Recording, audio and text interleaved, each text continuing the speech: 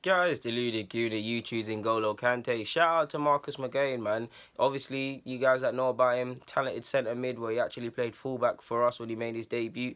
He left the club and he's gone to Barcelona. Now, some people will question that and say, oh, you couldn't get first team opportunities at Arsenal. How are you going to go and get at Barcelona? We'll never know his real reasons for that. And whether he makes it there long term or not, which is going to be a tough task, you can bet this experience will make him a better man. He's went and made his debut now for Barcelona. So that's backed up already. He's made his debuts for Arsenal and Barcelona within this year. So that's a good stride. A year ago he didn't play any minute of any top flight competitive football like that. So that's progress. When you look at it from a different angle, you have to rate the move, to be honest with you. Yeah, I was skeptical myself in regards to you making it long term there. I believe you have every chance or you wouldn't be signed by them, but based on the current trend, especially with their young players and the likes of Sergi Samper for the last few years, haven't really been given a look in. But when you consider the academy football, the under-23 level, yeah, it probably benefits the younger player. The younger you are, you benefit. But he didn't think he's getting any progression, and two, he's now moved to a side. Yeah, you could say he's playing second string, but when you look at it, yes, he's playing second string. Compare the under-23 game in England to the equivalent, if you could call it that, in Spain. And I don't like using these terms, but you're playing against men, essentially. You're playing against championship sides or Spanish championship sides where they're physically stronger, where man have got mortgages and all of these things. So there's going to be more of a fighting element to it. The crowds are going to be bigger.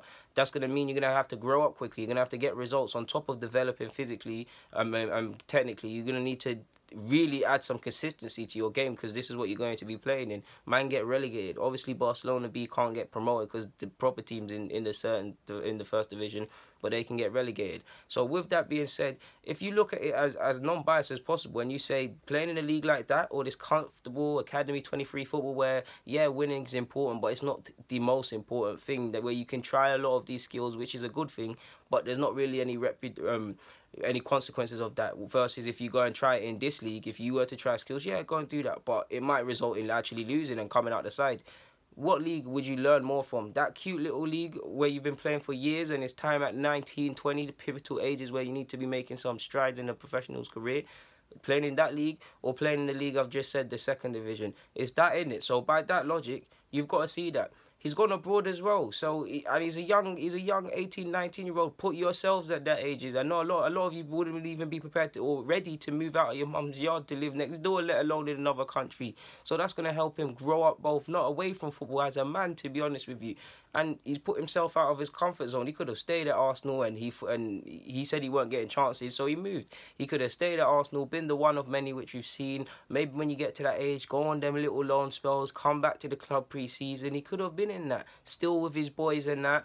But he wanted to test himself. Whether he makes it at Barcelona or not, you can't help but commend that, to be honest with you. And to be honest with you, he'll learn a lot. He's had a fantastic education, which he'll tell you himself, at Arsenal. He's now gone to a better university, footballing university establishment in Barcelona, which is going to take away a lot. It's a different culture, a different way of playing football, different culture, different coaches and them things. That will all add to his own resume and help with his footballing. And if he doesn't make it at Barcelona, he's got two solid clubs on his CV. He'll have a certain footballing ability and he'll be able to fight. So if he were to come back to the Premier League or to Championship where they say these young players can't fight and things like that, he'll be able to do exactly that.